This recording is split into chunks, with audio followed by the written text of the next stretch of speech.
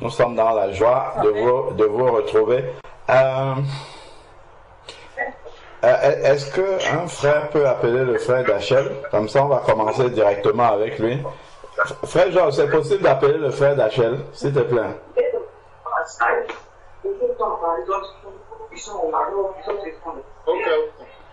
Merci beaucoup, frère. Comme ça, on va démarrer en même temps avec lui.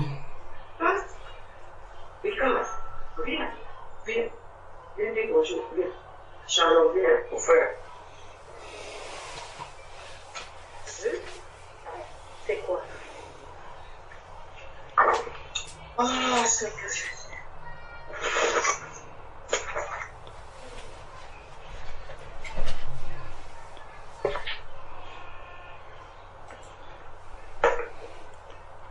On rend grâce à Dieu. Le Seigneur appelle de tous les horizons. Il appelle du nord, du sud, de l'est, de l'ouest, et il sauve de toutes les langues, de toutes les tribus, de toutes les nations. Je crois qu'il y a un verset dans Apocalypse qui le dit. Apocalypse chapitre 5, je crois, parle de ça. Apocalypse chapitre 5.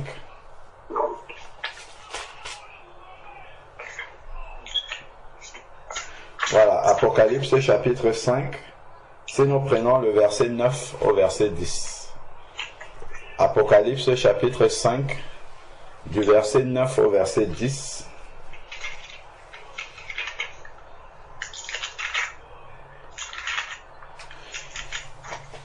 Donc là, c'est une vision de ce qui se passe dans le ciel.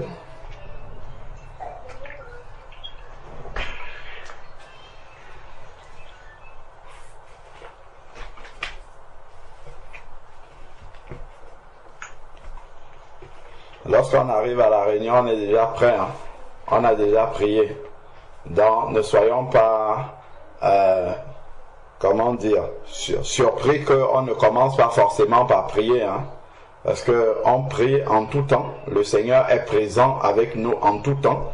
C'est ce qu'il dit dans Matthieu chapitre 28. Et voici, je suis avec vous tous les jours jusqu'à la fin du monde. Le Seigneur, il vit en esprit à l'intérieur de nous. Donc ce n'est pas maintenant qu'on va se réunir que Dieu va quitter de quelque part pour venir. En fait, il était déjà là. Il était avec nous toute la journée. Maintenant qu'on a dit qu'on va se réunir entre nous, ce n'est pas maintenant qu'il va venir. Parce qu'il est avec nous tout le temps. Là où 2 ou 3 sont réunis en son nom, il est présent. En fait, c'est que chacun de nous vient avec un morceau de Jésus-Christ qui est à l'intérieur de lui. Quand je dis même un morceau, c'est la plénitude de Jésus-Christ qui est manifestée en esprit, en chacun de nous. Et nous venons mettre en commun toutes les facettes de Jésus-Christ qu'il nous a révélées. Parce que Jésus-Christ est entier en chacun de nous. C'est ce qui est écrit dans Jean chapitre 16. C'est que celui qui lui obéit, il vient avec le Père et il fait sa demeure en lui.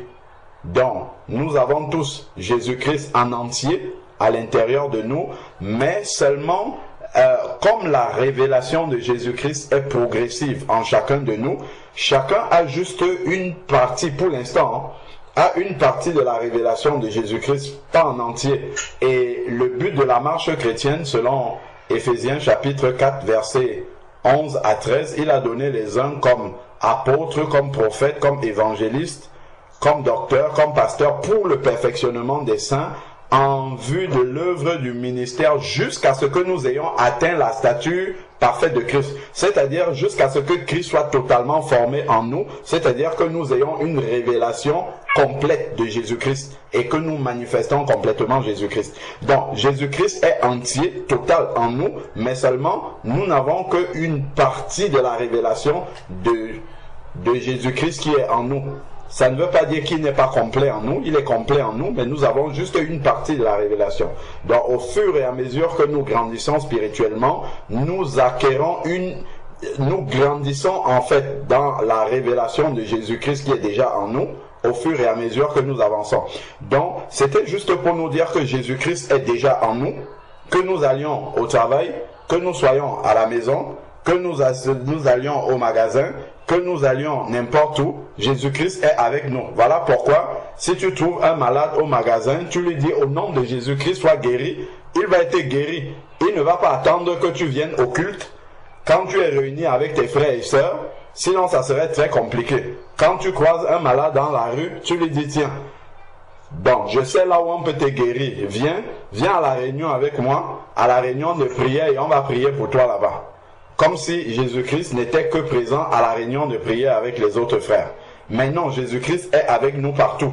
Donc même le magasin là où je suis, avec cette personne-là, je prie au nom de Jésus-Christ, cette personne-là va guérir. Le nom de Jésus sera aussi puissant que dans la réunion des saints. Donc en fait, ce n'est pas lorsqu'on se réunit comme ça que Jésus-Christ va venir, c'est qu'il est avec nous tout le temps. Et chacun vient à la réunion et nous apportons la portion de révélation de Jésus-Christ que nous avons pour que Jésus soit complètement révélé au milieu de nous. Donc, c'est simplement pour dire qu'il ne faut pas être troublé si on n'a pas prié. Au départ, on va prier, ça viendra. Mais ce n'est pas comme si c'était, comment dire, un rituel, une habitude. Quand nous venons, nous sommes censés prier sans cesse. Nous sommes censés être constamment dans la présence de Dieu. Nous sommes censés pouvoir nous plonger spirituellement dans quelque chose à tout instant. Donc il faut qu'on soit prêt souvent comme ça, donc de ne pas forcément attendre que nous commençons de manière méthodique. Voilà, on va commencer par la prière, après on va faire la louange, après on va... Non, on se laisse conduire par l'Esprit de Dieu. Donc là, on est parti sur quelque chose. On est en train de lire dans le livre d'Apocalypse, Apocalypse chapitre 5. Nous lisons une portion de ce que Jean nous confie de ce qui se passe dans le ciel. Donc, ça, ce sont des personnes qui sont là dans le ciel et ils chantaient un cantique nouveau. C'est un cantique nouveau qu'ils chantaient en disant: tu es digne de recevoir le livre et d'en ouvrir les sceaux, car tu as été immolé. Donc on sait qu'il y a un seul qui a été immolé, c'est l'agneau immolé, c'est Jésus-Christ qui a été immolé. Donc ça, c'est une louange à la gloire de Jésus-Christ dans le ciel. Et donc, car tu as été immolé et tu as racheté pour Dieu par ton sang. Donc c'est le sang de Jésus-Christ qui purifie des péchés et donc qui a racheté ainsi pour Dieu, parce que le diable nous accusait avec les péchés que nous avions commis et Jésus-Christ a effacé ces péchés-là en les purifiant par le sang de l'agneau, en sorte qu'il n'y a plus d'acte d'accusation contre nous. Comme nous dit Colossiens chapitre 2, donc il a détruit l'acte d'accusation qui nous faisait défaut, et voilà que maintenant nous pouvons nous présenter devant le Seigneur sans aucun péché. Non pas parce que nous méritons, non pas parce que nous aurions fait quelque chose qui efface nos péchés, mais simplement parce que Jésus-Christ a effacé ces péchés-là, et maintenant nous pouvons nous présenter devant le Seigneur. Souvenons-nous que le souverain sacrificateur, avant d'entrer une fois par an dans la présence de Dieu, devait d'abord sacrifier pour lui-même, pour se purifier lui-même, sinon il pouvait mourir dans la présence de Dieu. Donc le sang de Jésus, nous aussi en tant que sacrificateurs, on va lire là, de la nouvelle alliance, le sang de Jésus nous purifie de tout péché lorsque nous marchons en communion avec lui dans la lumière. Donc poursuivons la lecture ici. Donc par son sang, des hommes, voilà, il a racheté des hommes de toutes les tribus. Je crois que ici là, si on commence à compter les différentes tribus qu'il y a ici, on va voir qu'il y en a énormément. Donc de toutes les tribus, de toutes les langues, si on veut examiner là, il y a beaucoup de langues au milieu de nous, de toutes les nations. Donc c'est ça qui a attiré mon attention. Donc ici, je vois il y a des personnes qui sont connectées de la France, il y a une sœur qui est connectée du Congo, Brazzaville, il y en a qui sont connectés de la Belgique, il y en a qui sont connectés du Maroc, il y a une sœur qui est connectée du Cameroun même, peut-être il y a le frère Bertrand qui est connecté de l'île de la Réunion. Donc ça montre vraiment comment l'évangile est universel. Et c'est comme ça que l'Église a commencé. Lorsque nous regardons dans Actes chapitre 2, le jour de la Pentecôte, le jour où l'Église a commencé, il y a quelque chose que Dieu a fait. Et nous bénissons le Seigneur parce qu'aujourd'hui, nous pouvons être témoins de cette prophétie que Dieu a commencé à accomplir le jour où l'Église a commencé à Jérusalem, dans Actes chapitre 2. Actes chapitre 2. Il y a quelque chose que le Seigneur a fait. Si on prend Actes chapitre 2 à partir du verset 1, ça va nous permettre de réaliser encore quelle est notre mission. Parce que si nous voyons tel que nous sommes, nous voyons un morceau de l'Église dans différents endroits dans le monde entier. Je dis juste quand on prend l'échantillon, il y a même une autre sœur qui est en Suède. J'avais oublié. Donc, voilà, je me souviens maintenant. J'ai oublié aussi la sœur Francine qui est à Londres. Donc voilà encore. Alors, Francine. Voilà. Donc, là, nous allons comprendre encore davantage la mission que nous avons. Donc, si nous sommes répartis dans différents coins du monde, c'est parce que le Seigneur a voulu que l'évangile arrive dans différents endroits. Donc, si nous commençons dans Acte 1, avant de prendre Acte 2, le Seigneur a dit quelque chose dans Acte chapitre 1 au verset 4. Acte chapitre 1 verset 4. Comme il se trouvait avec eux, le Seigneur, il leur recommanda de ne pas s'éloigner de Jérusalem, mais d'attendre la promesse du Père, dont leur dit-il, vous m'avez entendu parler. Donc le Seigneur, de son vivant, avait déjà parlé d'une promesse qui devait arriver, et cette promesse-là, il la détaille dans le verset 8. Mais vous recevrez une puissance, celle du Saint-Esprit, survenant sur vous, et vous serez mes témoins dans toute la Judée. Non, il commence, mes témoins à Jérusalem, là où nous sommes. Ensuite, il dit, dans toute la Judée, on élargit un peu le périmètre d'expansion. Dans la Samarie, on va encore un peu plus loin. Et il dit jusqu'aux extrémités de la terre.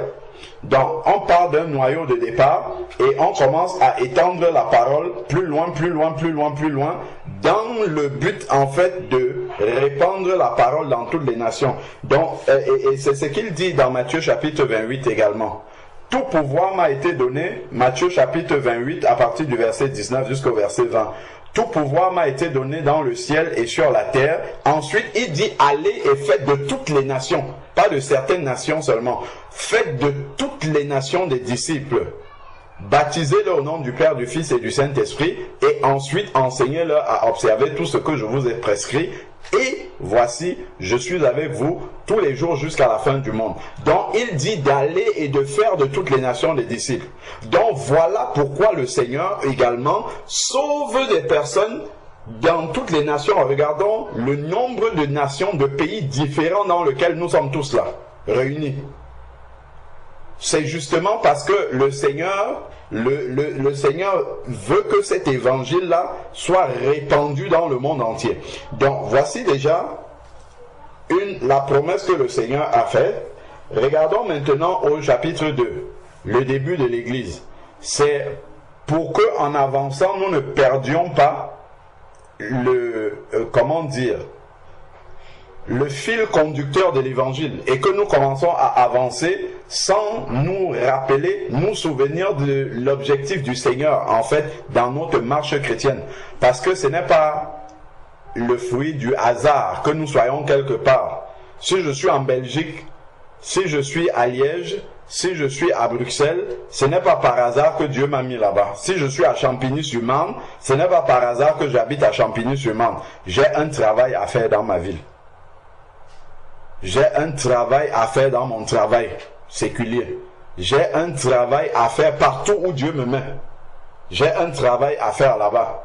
Je suis une lampe que le Seigneur a allumée là-bas pour pouvoir éclairer et apporter la bonne nouvelle. Ça, c'est quelque chose que nous ne devons pas oublier. Donc, dans Actes chapitre 2, il est dit à partir du verset 1, « Lorsque le jour de la Pentecôte arriva, ils étaient tous ensemble. » Donc, ceux à qui le Seigneur Jésus-Christ avait dit, « Vous serez mes témoins », ils se sont tous rassemblés.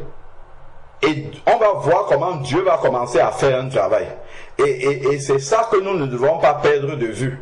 Parce que ce qui a été au commencement est ce que Dieu veut continuer à faire. On peut réaliser au travers de cela le plan de Dieu pour l'Église, pour l'expansion de l'Église, pour le rôle de l'Église. Donc ici, lorsque le jour de la Pentecôte arriva, ils étaient tous ensemble. Donc ils se sont d'abord rassemblés, comme on peut voir dans le chapitre 1 au verset 14. Acte 1 verset 14. Tous d'un commun accord persévéraient dans la prière avec les femmes, avec Marie, mère de Jésus et les frères. Donc ils étaient tous montés dans la chambre haute où ils se tenaient d'ordinaire. C'est ce que le verset 13 nous dit. Quand il fut entré, ils montèrent dans la chambre haute où ils se tenaient d'ordinaire. Donc ils se sont tous rassemblés dans cette chambre-là. Et voilà maintenant ce qui va se passer. L'accomplissement de la promesse de Acte 1:8 va se faire pour eux, ici là dans le chapitre 2. Lorsque le jour de la Pentecôte arriva, tous ensemble, ils étaient tous ensemble dans un même lieu, dans la chambre haute. Tout à coup, il vint du ciel un bruit comme celui d'un souffle violent qui remplit toute la maison où ils étaient assis. Donc le Seigneur va venir manifester quelque chose au milieu d'eux, donc des langues qui semblaient de feu et qui se séparaient les unes des autres leur apparut, les langues de feu. Elles se posèrent sur chacun. Donc on voit comment ces langues-là sont venues.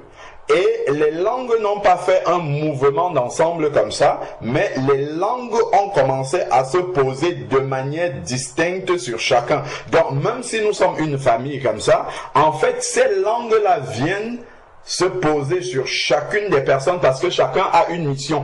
Même si nous sommes un corps, chacun a un rôle, chacun a une mission particulière. Donc la langue de feu vient se poser sur une personne en lui donnant une mission particulière. Donc ici, il est dit des langues semblaient de feu et qui se séparaient les unes des autres. Donc elles se séparent, bien que nous soyons unis. Donc elles viennent du ciel en unité parce qu'elles viennent du même endroit. Souvenons-nous d'Éphésiens chapitre 4. Il y a un seul Dieu, un seul Esprit, un seul Seigneur, un seul baptême. Donc tout vient de lui. Et lorsque ça arrive, les langues commencent à se séparer les unes des autres pour aller se poser de manière individuelle sur chacun parce que Dieu attend quelque chose de chacun en particulier. Même comme il attend quelque chose aussi en tant que corps, en tant qu'église, mais il attend aussi quelque chose en particulier de chacun d'entre nous. Donc, ensuite ici, se séparaient et elles se posaient sur chacun de verset 4, acte 2, 4. Ils furent tous remplis du Saint-Esprit. Donc ça nous montre encore la volonté du Seigneur. C'est-à-dire que le Seigneur ne vient pas au milieu de ses enfants. La volonté du Seigneur n'est pas de venir trier certains au milieu de ses enfants et dire alors, Maman Evans, moi je vais t'utiliser, Sœur Karine je ne t'utilise pas, je vais utiliser Marie Lydie, je n'utilise pas Sœur Ingrid, j'utilise Frère Georges, je n'utilise pas Frère Jean. Non, le Seigneur a besoin de tout le monde. Regardons simplement dans notre corps humain. Le corps que nous avons là, c'est l'image que le Seigneur a pris pour représenter l'Église. Est-ce qu'il y a une partie de notre corps qui ne sert à rien? Est-ce qu'il y a un seul membre dans notre corps que Dieu a mis pour rien? Je dis même une cellule dans notre corps. Il n'y a pas une cellule qui soit inutile, qui soit pour rien en fait. Tout ce que Dieu a mis dans notre corps est utile. tout est utile. Tout a un rôle à jouer.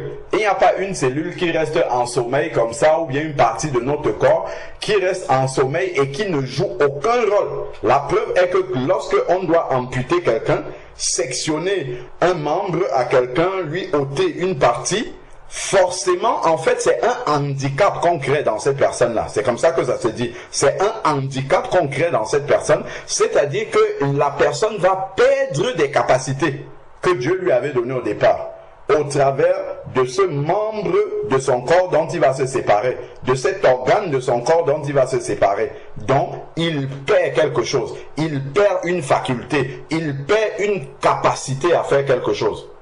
Donc on voit aussi comment dans l'église, lorsque un membre ne joue pas son rôle, c'est comme si le corps était paralysé, était privé de ce membre-là. Donc forcément le reste du corps est infirme, est amputé, ne va pas pouvoir faire certaines choses qui revenaient à ce membre du corps. Donc continuons ici. Donc voilà, les langues se séparent sur chacun. Donc ensuite maintenant, ils furent tous. Donc c'est sur le mot tous. Donc Dieu n'a pas sélectionné certains parmi les 120. Il a déposé les langues sur les 120 parce qu'il a besoin des 120 en entier. Il n'a pas besoin de certains et pas de d'autres. Donc les dons du Seigneur sont disponibles pour tout le monde et il faut ouvrir son cœur pour les recevoir. On les reçoit par la foi, on se rend disponible pour pouvoir les recevoir. Regardons, ceux-là, et il y avait beaucoup de personnes à Jérusalem, mais il y a un certain nombre qui se sont mis à part pour attendre la promesse du Seigneur. Si nous nous souvenons, il y a un verset, quelqu'un pourra nous le donner, où il nous est dit que lorsque le Seigneur est ressuscité, il s'est présenté à combien de personnes? 500 personnes. Le Seigneur s'est présenté à 500 personnes après sa résurrection, mais au final, là, dans la chambre haute, il n'y en a que 120. Sur les 500, il y a 380 qui ne sont pas là. Ils sont où? Ces 380-là ne vont probablement pas recevoir à ce moment-ci les langues de feu qui sont descendues. Non pas parce que Dieu ne veut pas leur accorder ces langues de feu, mais parce qu'ils ne se sont pas rendus disponibles pour pouvoir recevoir ces langues de feu-là. Donc voilà comment nous pouvons passer à côté du plan de Dieu dans notre vie. Non pas parce que Dieu ne veut pas nous utiliser, non pas parce que Dieu n'a pas besoin de nous, mais simplement parce que nous ne nous sommes pas rendus disponibles pour le Seigneur. Parce que nous sommes peut-être trop absorbés par autre chose. Nous sommes peut-être trop occupés. Nous avons mis nos priorités dans autre chose que ce qui est du royaume de Dieu, que ce qui est de la volonté du Seigneur. À ce moment-là, Dieu veut bien nous utiliser, mais lorsqu'il voit comment nous sommes occupés, il voit qu'il n'y a pas de place pour venir nous communiquer quelque chose afin de pouvoir l'utiliser. Et quand Dieu communique une grâce à quelqu'un, tu dois l'apporter en temps et en heure par rapport à un besoin qu'il y a. Si Dieu vient, il te communique une parole de connaissance, il te communique une prophétie, il te communique une parole d'exhortation et que tu te tais, ou que tu ne vas pas faire ça à la minute où c'est nécessaire, parce que Dieu, il parle à un instant précis, parce que le besoin est là, tout de suite. Ce n'est pas après que le besoin sera là. C'est là tout de suite. Si Dieu communique quelque chose, il faut que nous soyons disponibles à cet instant pour aller communiquer cette grâce-là.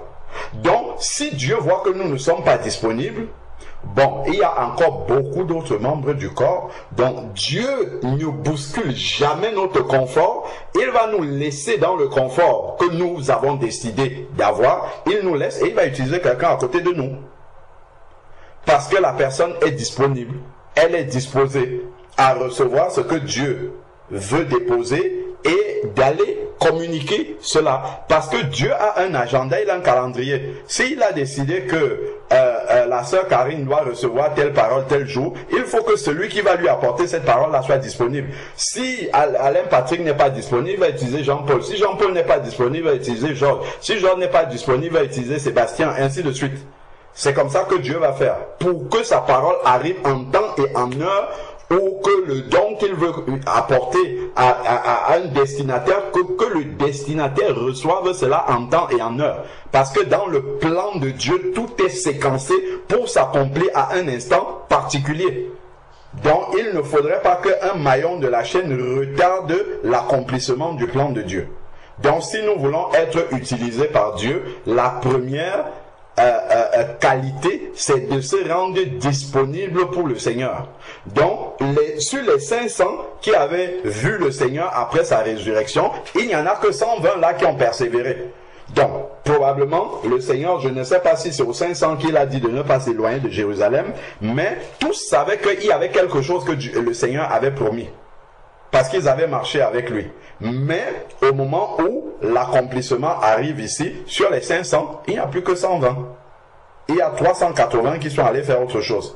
Bon, donc continuons. Donc on voit que le Seigneur a ramené 120 langues de feu, dont ils furent tous. Donc le Seigneur a besoin de tous les 120 là. Donc, remplis du Saint-Esprit. Je nous rappelle une chose. Retournons encore dans le verset 14. C'est important de lire vraiment les versets et de faire attention à ce qui est écrit, de ne pas aller vite. Regardons encore le verset 14. On l'a déjà lu, mais on revient encore. Et je vais nous dire pourquoi nous relisons. Dans Acte 1, 14, tous, d'un commun accord, persévéraient dans la prière avec les femmes, avec Marie, mère de Jésus, et ses frères. Donc déjà là on voit que les frères de Jésus qui ne croyaient pas pendant que Jésus était vivant sont dans la chambre haute parmi les 120. Mais on nous dit aussi qu'il y a des femmes. Il y a des femmes qui sont dans la chambre haute. Et dans les 120 langues de feu qui sont venues là dans Acte 2, il y a des langues de feu pour les femmes. Donc ces femmes-là ont reçu également un ordre de mission de la part de Dieu. Ont reçu aussi un appel de la part du Seigneur. Elles n'ont pas reçu les langues de feu pour rester oisives comme ça et à regarder ce qui se passe. Et d'ailleurs, on va voir comment immédiatement le Seigneur va commencer à les utiliser, également avec les autres. Mais après, chacun dans sa spécialité, sans une confusion des responsabilités dans le corps. Donc, continuons maintenant. Nous étions dans Actes chapitre 2 verset 4. Ils furent tous remplis du Saint-Esprit et se mirent à parler en d'autres langues selon que l'Esprit leur donnait de s'exprimer. Donc nous avons 120 personnes et puis toutes les 120, que ce soit les femmes, que ce soit les frères qui étaient là, tous se mirent à parler selon que le Saint-Esprit leur donnait. Donc on voit que Dieu a déposé sur chacun, sans aucune exception, sur tout ce qui était disponible. Dieu n'a pas décidé de léser certains alors que cela était disponible. Nous voyons que si nous sommes tous disponibles ici, Dieu dépose les grâces pour tout le monde. Et il nous envoie faire nous envoie sur des champs différents. Peut-être complémentaires, mais différents. Chacun a sa spécialité. Même si on doit travailler ensemble, en travaillant ensemble, j'aurai encore une spécialité particulière dans laquelle Dieu va plus m'utiliser et toi dans un autre domaine pour que ça se complète et que ça soit, qu'il y ait la plénitude de Jésus-Christ qui soit manifestée. Chacun avec une révélation sur un bout. Bon, donc, continuons le verset 5 maintenant. Nous sommes dans Actes chapitre 2 verset 5. Or, il y avait en séjour à Jérusalem des Juifs pieux venus de toutes les nations qui sont sous le ciel. Et ça, ce n'est pas par hasard. Le Seigneur n'a pas choisi le moment où il y a les Juifs venant de toutes les nations par hasard. Ce n'est pas par hasard qu'il a choisi ça. Gardons un doigt dessus. Alors on voit une parole. Il y a des paroles que nous lisons dans la Bible. Parfois on peut croire que le Seigneur il dit ça simplement pour dire. Mais après on voit comment ça se recoupe avec d'autres éléments. Allons dans Jean chapitre 4. Il y a une parole que Jésus-Christ a dit à la femme samaritaine. Jésus a dit quelque chose à la femme samaritaine que nous venons retrouver là-bas.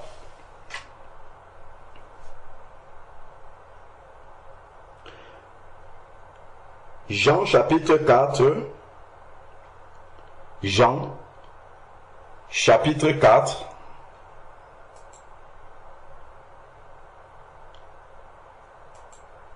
Jean chapitre 4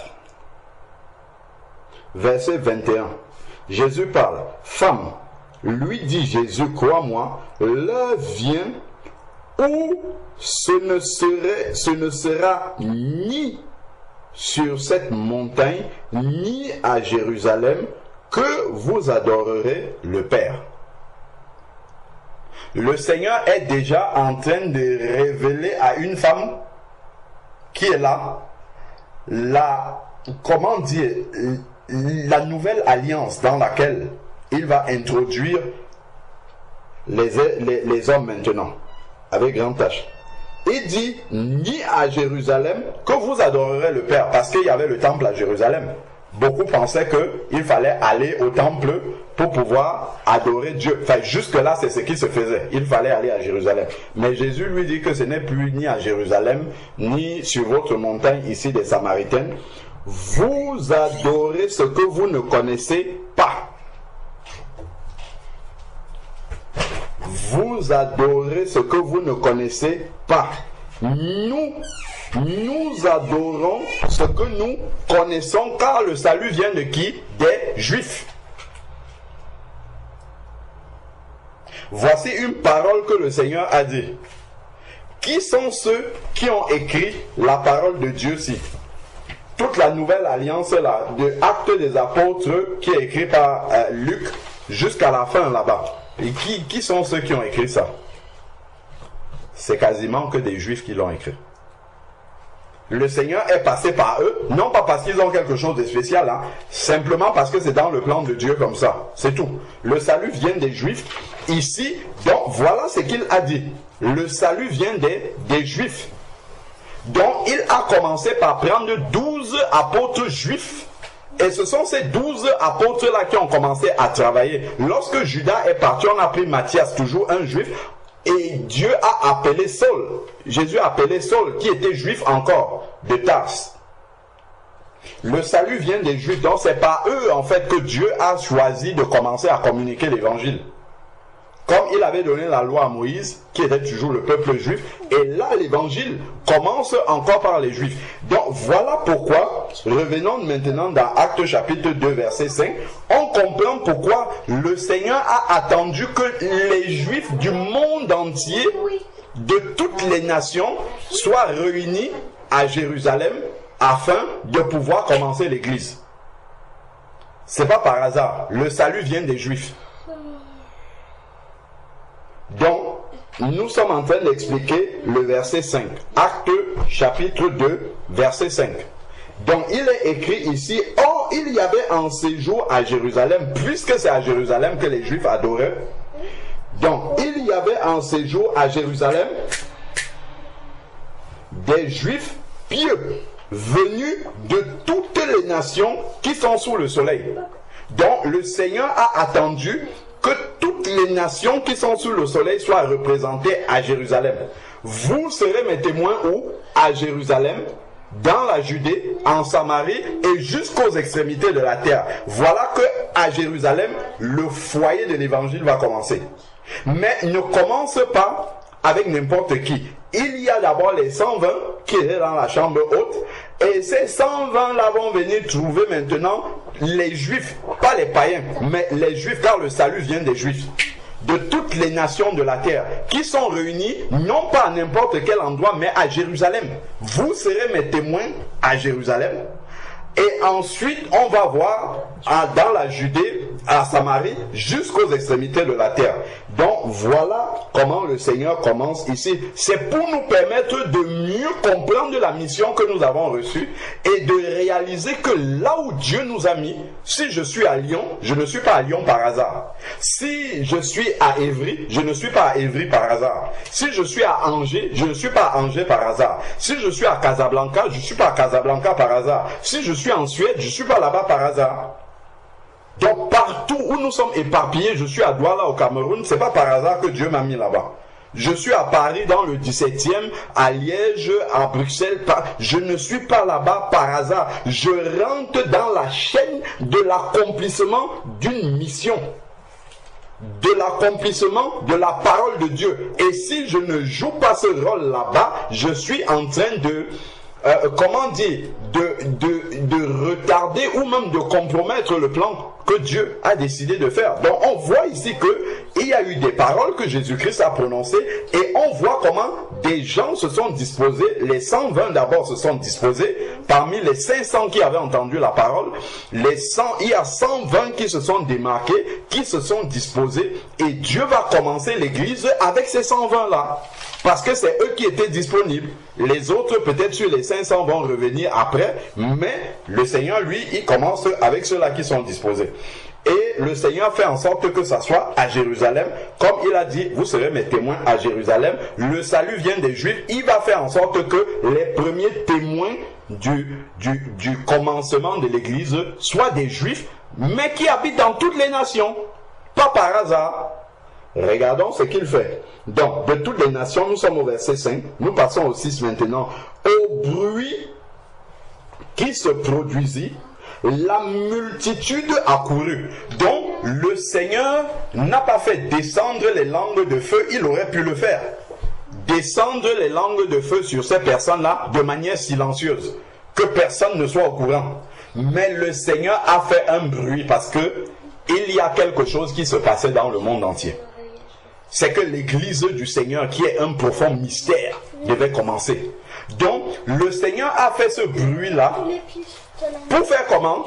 Pour attirer des personnes. Souvenons-nous de cette parole du Seigneur. Lorsque le Fils de l'homme sera élevé, il attirera tous les hommes à lui. Donc, le Seigneur a manifesté ce bruit-là pour attirer des personnes à l'église. Pour amener des personnes là où elles vont entendre le message qui peut leur permettre d'entrer dans l'église, dans la famille de Dieu. Donc le Seigneur a commencé l'évangélisation lui-même en attirant des personnes par le bruit. Et ensuite maintenant il va mettre dans la bouche des personnes qui ont reçu les langues de feu de pouvoir commencer à parler.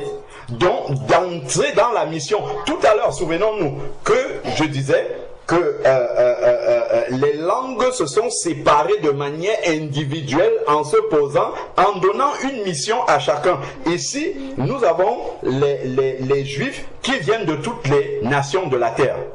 Parce que l'église de Dieu est universelle. Et il fallait que cette bonne nouvelle du début de l'église puisse aller jusque dans toutes les nations là. Mais que ça n'arrive pas par n'importe qui, que ça arrive par des Juifs. Parce que le salut vient des Juifs. C'est pour ça que le Seigneur a fait ça ici.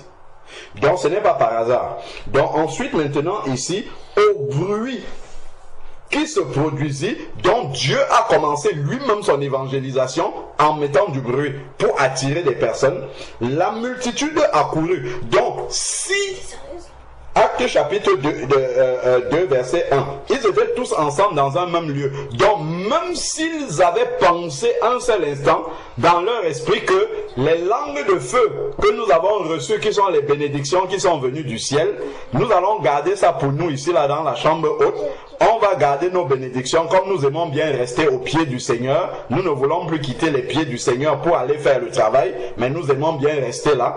Le Seigneur lui-même à un moment dit, il dit par de mes pieds va faire autre chose parce que tu m'es plus utile que à mes pieds ici là. Tu m'es plus utile parce que les gens sont en train de mourir là-bas. Les gens ont besoin de l'évangile là-bas. Va pour témoigner parce que tu es mon ambassadeur. L'ambassadeur ne reste pas toujours au pied du président de la République toute la vie.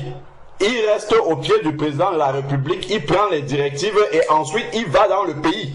Il va dans le pays où il est ambassadeur et il représente le président de la République là-bas. C'est ça le travail de l'ambassadeur. 2 Corinthiens chapitre 5 verset 20 dit que nous sommes tous ambassadeurs de Christ.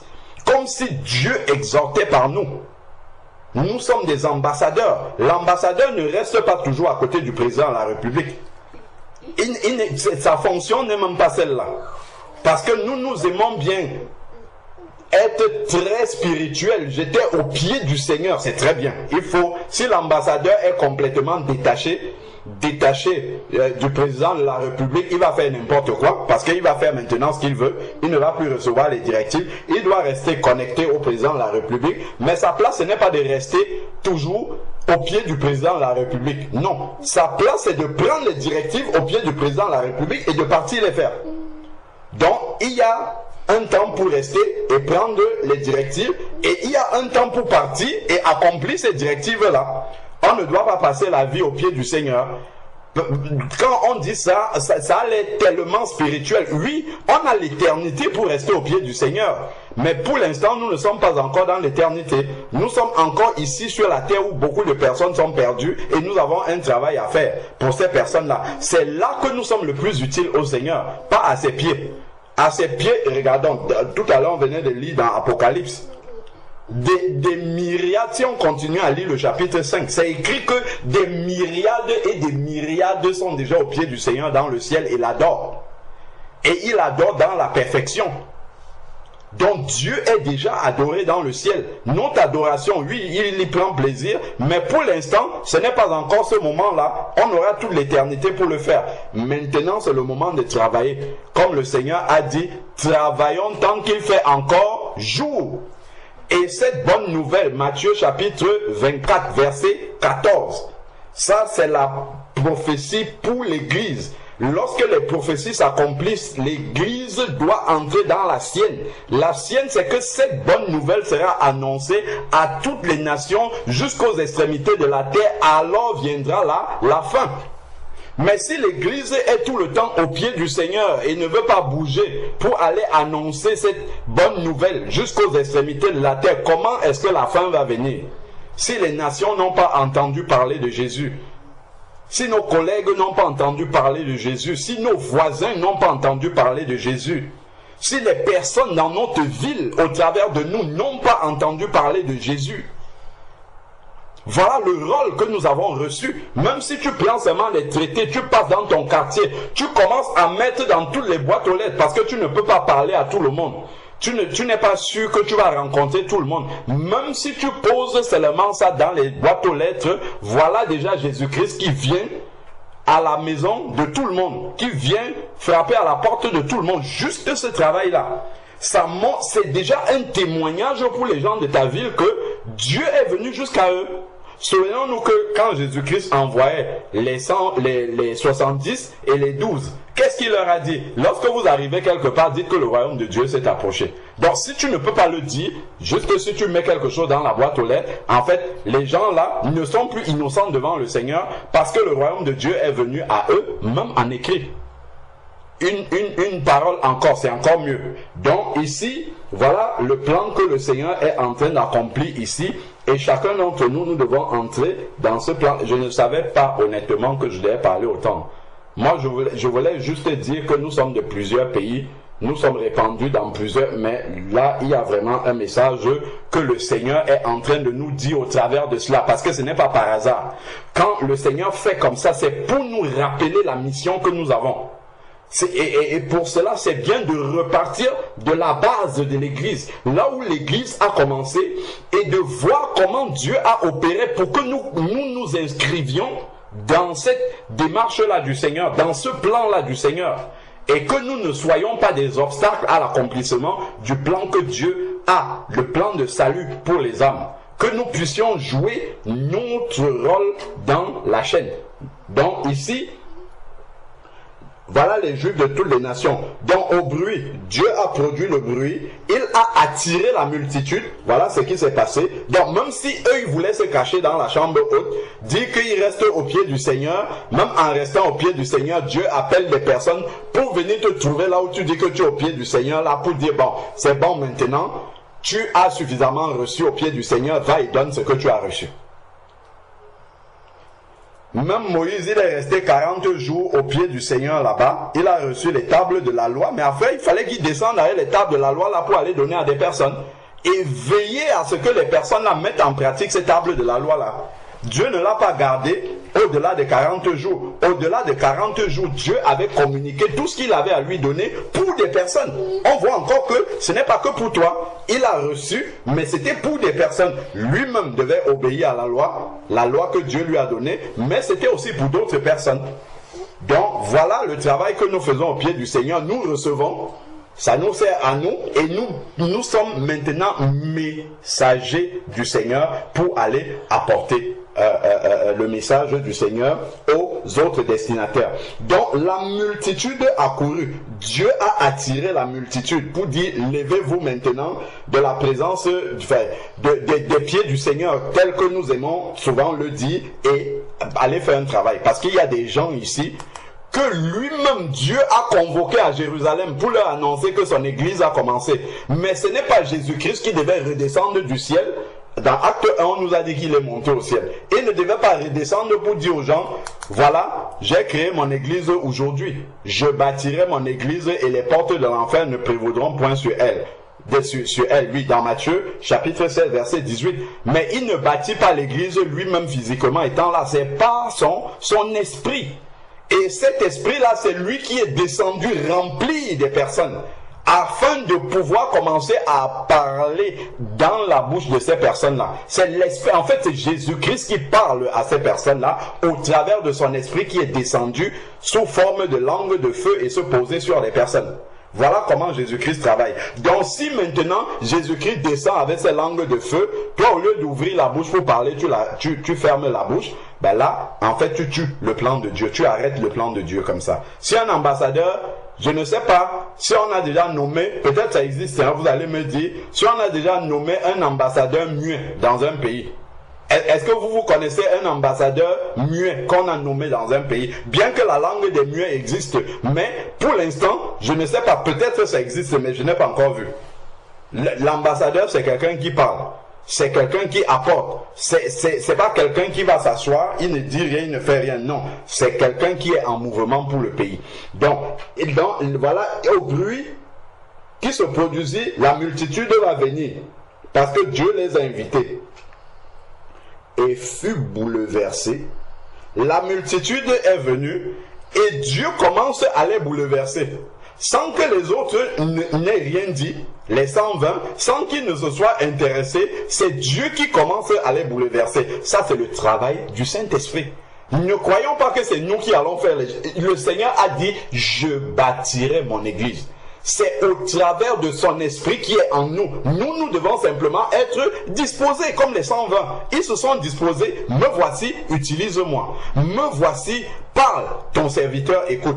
Me voici, quand le Seigneur dit dans Ésaïe chapitre 6, qui enverrai-je? Me voici. Voilà dit le prophète Ésaïe. Qui enverrai-je? Qui marcherai-je pour nous? Me voici. Le Seigneur attend un me voici parmi nous pour déposer un ordre de mission pour que nous allions le faire au nom de Jésus-Christ. Donc ici, il dit, voilà comment ils sont arrivés. C'est le Saint-Esprit qui les bouleverse.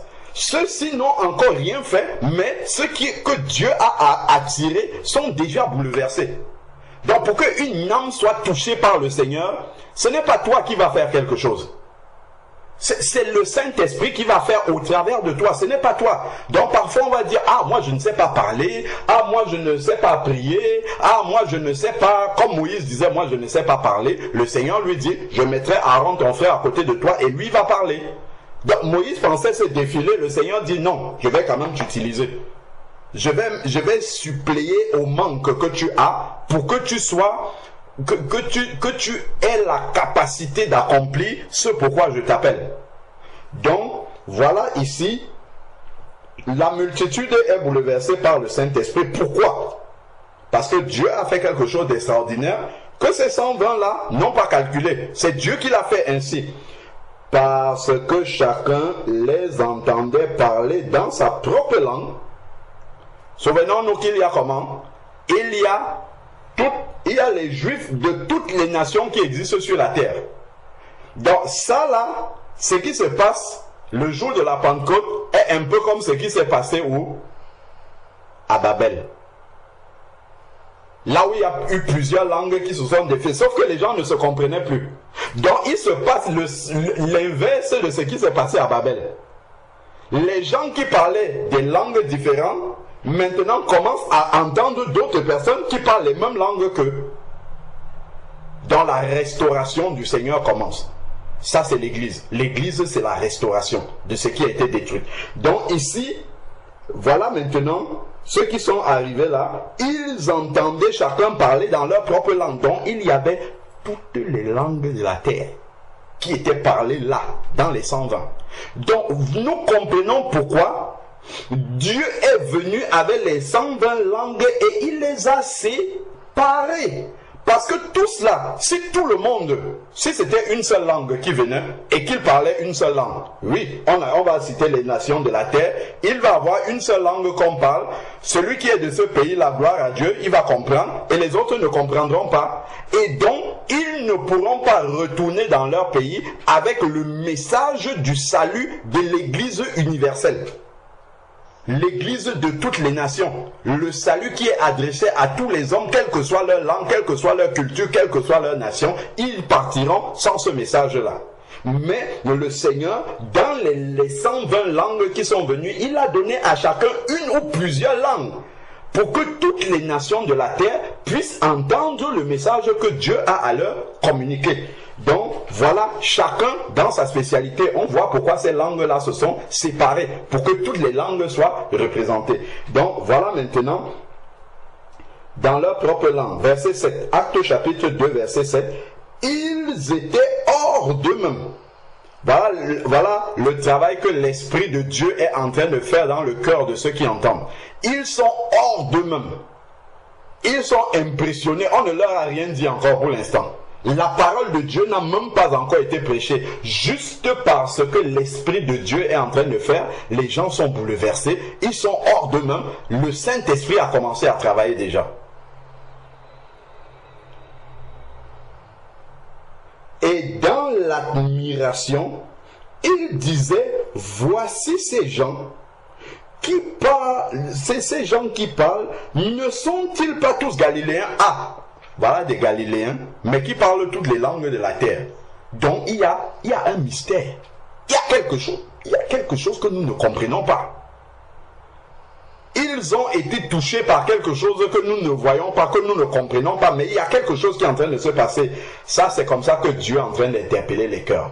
Donc, soyons sûrs que lorsque Dieu nous envoie quelque part, si nous sommes à l'endroit où Dieu nous attend, il y a des choses que Dieu va commencer à faire dans les cœurs des personnes qui sont en face de nous, que nous ne voyons pas, que nous ne discernons pas, mais même seulement notre présence quelque part commence à toucher des personnes, à parler à des personnes qui sont là.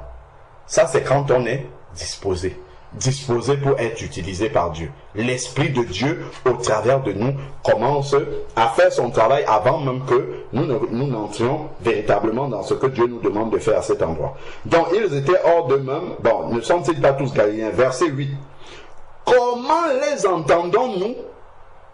Chacun dans notre propre langue maternelle. Il commence à citer Parthes, Mèdes, Élamites, ceux qui habitent la Mésopotamie, la Judée, la Cappadoce, le Pont, l'Asie, la Phrygie, la Pamphylie, l'Égypte, les territoires de la Libye voisine, de Cyrène, et ceux qui sont venus de Rome, les Juifs, les prosélytes, les Crétois, même les Arabes, les musulmans. Nous disons que les musulmans sont perdus. Regardons ce que Dieu a écrit ici. L'évangile, c'est pour les musulmans aussi.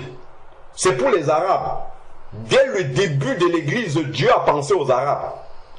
Ma soeur qui est au Maroc, il faut prier pour ceux qui sont à côté de toi là-bas. Parce que Dieu a leur portion ici, il a écrit là, les Arabes.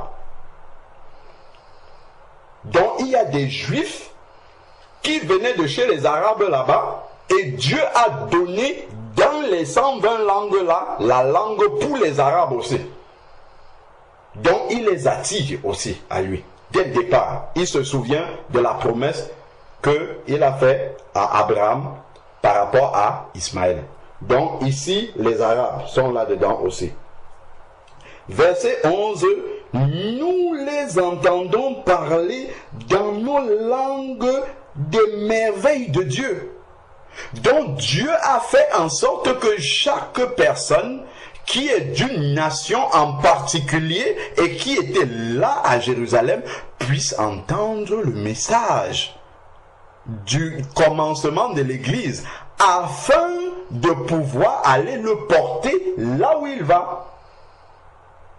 afin de pouvoir aller annoncer ce message-là en tant que juif, le salut vient des juifs, de prendre cela et de l'amener là-bas. Donc, parce que Dieu veut que toutes les nations, toutes les langues, toutes les tribus entendent l'évangile. Et là, ça va passer par celle qui est à Angers, par celle qui est en Suède, par celui qui est au Bourget, par celle qui est à Paris 17e, par celle qui est à Casablanca, par celui qui est ou celle qui est en Belgique, à Liège, à Lyon, ainsi de suite. Ça va passer par... C'est nous qui sommes ceux-là aujourd'hui. Ce qui a commencé là au début se poursuit avec nous aujourd'hui. C'est exactement ça là. Quand ma soeur est arrivée en Suède, là-bas, certainement t'a demandé d'apprendre la langue. Ce n'est pas pour rien. Cette langue-là, c'est bien, ça va t'aider à t'intégrer, mais ça va t'aider aussi à leur dire, dans leur langue maternelle, que Jésus est vivant et que c'est le seul chemin. Un seul nom a été donné par lequel les hommes doivent être sauvés, c'est le nom de Jésus-Christ. Actes chapitre 4, verset 12. Ma femme me disait que au travail, elle a un module de formation qu'on leur a imposé parce que dans leur équipe, il y a eu malentendant. On leur a imposé un module de la langue des signes. Je lui ai dit que tu vas évangéliser avec la langue des signes là. C'est pour ça que Dieu te permet d'apprendre ça. Ça va te servir à quelque chose. Pour l'évangélisation, pour l'annonce de l'évangile. Apprends bien cette langue des signes là. Un jour, ne t'étonne pas que tu sois devant quelqu'un qui ne comprend, qui ne parle pas ou qui n'entend pas, à qui tu vas devoir faire des signes pour lui annoncer l'évangile. Il ne faut pas être surpris par ça. Parce qu'il n'y a pas de hasard dans la vie d'un enfant de Dieu. Si Dieu permet quelque chose, c'est qu'il va utiliser ça à un moment donné. Il faut juste être attentif. Quand le cas va se présenter devant toi, c'est là où tu vas commencer à te souvenir. Ah, je comprends pourquoi Dieu m'avait fait apprendre la langue des signes. Sinon, là où je suis là, je serais coincé. Je serais bloqué.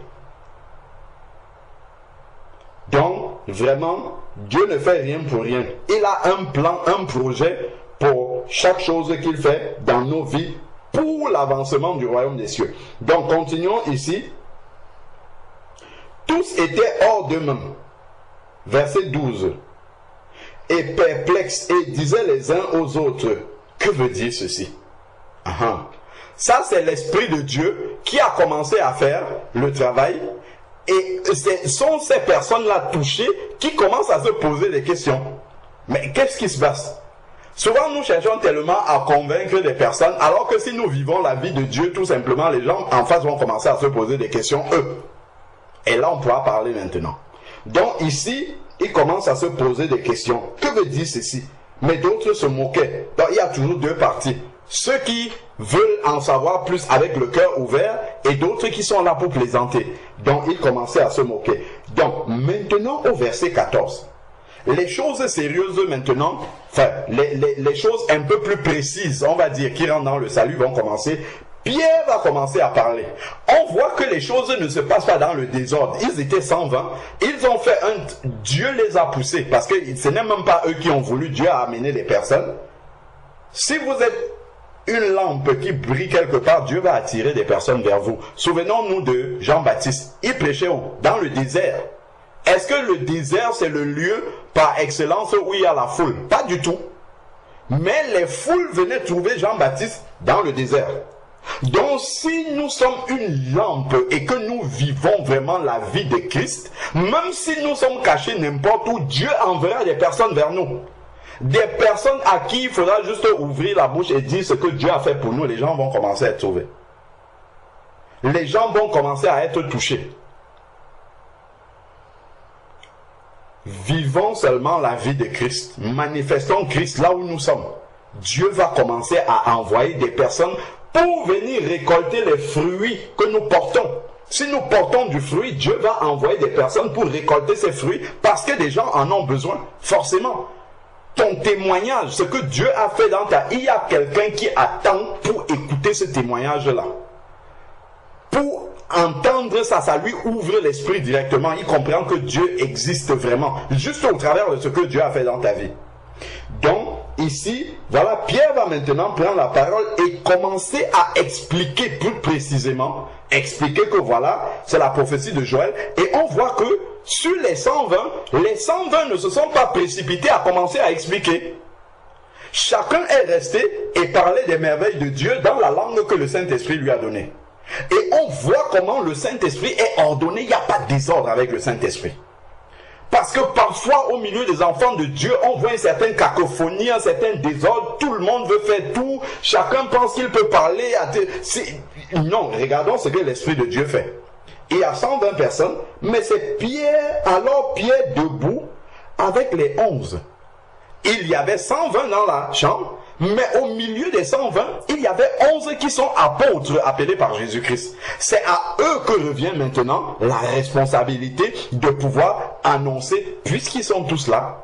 Tout le monde ne peut pas annoncer l'évangile en même temps. Ceux qui ont été appelés spécialement pour le faire vont entrer dans ce rôle-là.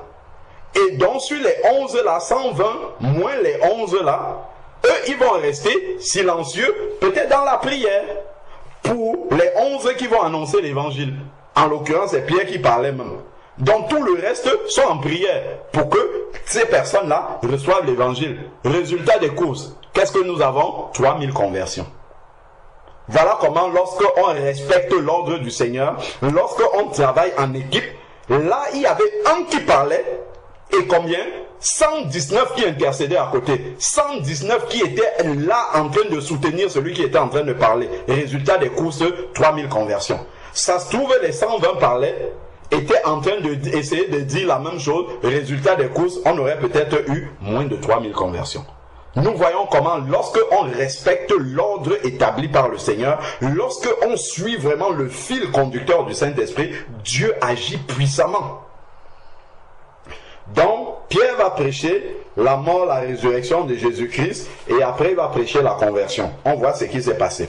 Donc, maintenant, après ça, il y a quelque chose que les apôtres vont commencer à faire, enfin que les disciples, pas les apôtres, les disciples, ils vont commencer à vivre à Jérusalem. On voit, ils vont aller prêcher au temple, ils vont faire des miracles, des personnes vont se convertir. On voit qu'en plus des 3000 qui se sont convertis, là, on voit les 3000 là dans le verset 39, 40, 3000 se sont convertis, ils ont rejoint l'église, l'église a commencé, après il y a 5000 encore qui vont encore se convertir. Donc, une fois que les 5000 vont venir, le nombre va continuer à grandir, mais ils vont rester toujours à Jérusalem. Ayant oublié quelque chose, c'est que le Seigneur avait dit, vous serez mes témoins à Jérusalem, mais ne vous arrêtez pas là. Il faut continuer dans la Judée, à Samarie, jusqu'aux extrémités de la terre, comme Jésus allait de village en village, annonçant la parole de Dieu dans les synagogues, guérissant toutes les maladies et les infirmités. Jésus n'était pas assis sur place, et puis vous voyez comment, non, il allait de lieu en lieu. Et c'est ça qu'il avait demandé aux disciples. Mais quand les disciples ont commencé à voir la grâce de Dieu abonder à Jérusalem, ils se sont dit non. La grâce de Dieu ici, nous on va rester là. On ne bouge pas. Non, il y a du travail à faire ailleurs.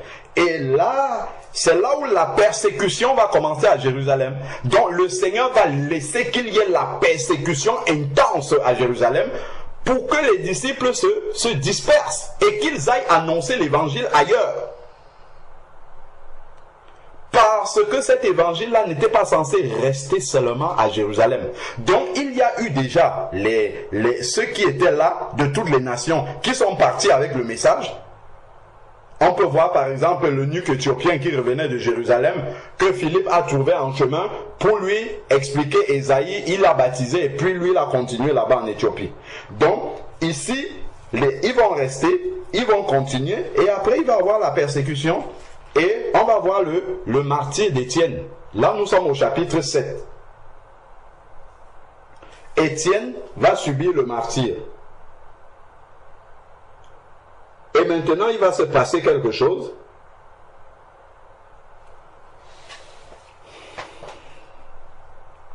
Saul approuvait, nous sommes dans Actes chapitre 8, verset 1. Saul approuvait le meurtre d'Étienne. Il y eut ce jour-là une grande persécution contre l'église qui était à Jérusalem. Donc si on reste au même endroit, le Seigneur à un moment donné, il va venir nous disperser de là pour que nous allions et que nous portions du fruit partout où nous sommes là-bas. Donc, sachons bien que nous sommes là pour nous fortifier entre nous, mais que chacun doit porter du fruit là où il est. Dans sa ville, les gens doivent entendre parler du Seigneur Jésus-Christ. Les gens de ta résidence, les gens de ton quartier, les gens de ta ville, ils doivent avoir reçu le message du Seigneur, de l'Évangile, par toi qui es là-bas, parce que tu n'es pas là-bas par hasard. Donc, ensuite, ici, là, il dit, et voilà, regardons maintenant ce qui va se passer. Il y eut une grande persécution contre l'église qui était à Jérusalem, et tous, excepté qui, les apôtres se dispersèrent dans les contrées d'où? De la Judée. Qu'est-ce que le Seigneur avait dit? Vous serez mes témoins où? À Jérusalem. Sauf qu'ils sont restés à Jérusalem. Mais le Seigneur avait dit, dans la Judée, dans la Samarie, et jusqu'aux extrémités de la terre. Ils sont restés à Jérusalem. Le Seigneur a laissé arriver la persécution pour qu'ils aillent en Judée. Voilà maintenant la Judée et la Samarie. Pour que la parole de Dieu puisse s'accomplir. Donc nous avons la grâce déjà. Peut-être certains sont arrivés là où ils sont par la persécution. C'est peut-être la persécution qui nous a amenés à Lyon ou à Nantes ou à Casablanca ou bien à Évry. Mais là où nous sommes déjà là, nous devons savoir que nous sommes les témoins que le Seigneur a laissés là-bas. Donc des hommes pieux ensevelis Étienne et il fit de grandes lamentations. Donc Saul ravageait l'église et il pénétrait dans les maisons et arrachait hommes et femmes pour les jeter en prison. Ceux donc qui avaient été dispersés allaient de lieu en lieu annoncer la bonne nouvelle de la parole. Ils ont voulu rester à Jérusalem. Le Seigneur a envoyé la persécution pour qu'ils aillent maintenant de lieu en lieu, ce qui était la mission que le Seigneur leur avait donnée pour annoncer la parole du Seigneur. Donc, voyons comment dans la volonté parfaite du Seigneur, même s'il faut qu'il provoque la persécution pour qu'il y ait la dispersion de l'église, pour que nous soyons répartis, éparpillés tels que nous sommes là, peut-être Dieu, il n'est pas passé par la persécution pour nous, mais il peut passer par les difficultés de la vie, par exemple. Il peut passer par les opportunités de travail qui ne sont pas là où nous avons fait peut-être nos études ou là où notre famille vit, mais nous avons été amenés à aller chercher la vie en Suède, nous avons été amenés à aller chercher la vie à Casablanca, mais tout ça en fait, ça rentre dans le plan de Dieu. Le but c'est que nous nous trouvions à destination pour faire quoi? Pour être des témoins de Jésus-Christ, pour annoncer la parole de Dieu. Ici, lui il est passé par la persécution. Mais dans nos vies, Dieu, ce n'est peut-être pas par la persécution, c'est peut-être par d'autres moyens qu'il va nous permettre d'arriver dans un lieu en particulier où on va s'établir et Dieu dit, bon voilà un chandelier que j'ai allumé, je sais pas moi, à Liège. Voilà un chandelier que j'ai allumé à Bruxelles. Voilà un chandelier que j'ai allumé à Brazzaville. Ainsi de suite. Mais il faut maintenant que ce chandelier-là puisse briller à Brazzaville. Qu'il puisse briller à Casablanca, mais qu'il ne soit pas éteint. Parce qu'il ne peut pas envoyer quelqu'un dans une ville et c'est comme s'il n'y avait personne là-bas. Donc même si tu ne peux pas parler, seulement par ton intercession tous les jours pour cette ville-là, c'est déjà beaucoup. C'est déjà un travail. Que si peut-être tu es chez les Arabes, chez les musulmans, où tu as peur qu'on t'égorge quand tu vas sortir pour prêcher l'évangile, si déjà tu te prosternes pour prier pour ce peuple-là tous les jours, tu es déjà dans cette moisson-là, tu es déjà en train de faire ce travail-là. Et ensuite Dieu va te montrer comment pouvoir avancer sur ce travail-là. Donc vraiment, que le nom du Seigneur soit béni. Je prends vraiment cela et prenons-le comme une grande grâce que le Seigneur nous accorde d'être aussi éparpillés dans le monde entier. Vraiment, la prophétie de Matthieu, chapitre 24, verset 14, ne peut que s'accomplir par nous. Et c'est par là que je vais terminer. Je vais juste lire ce verset-là et je vais m'arrêter. Matthieu, chapitre 24, verset 14. Matthieu 24, verset 14.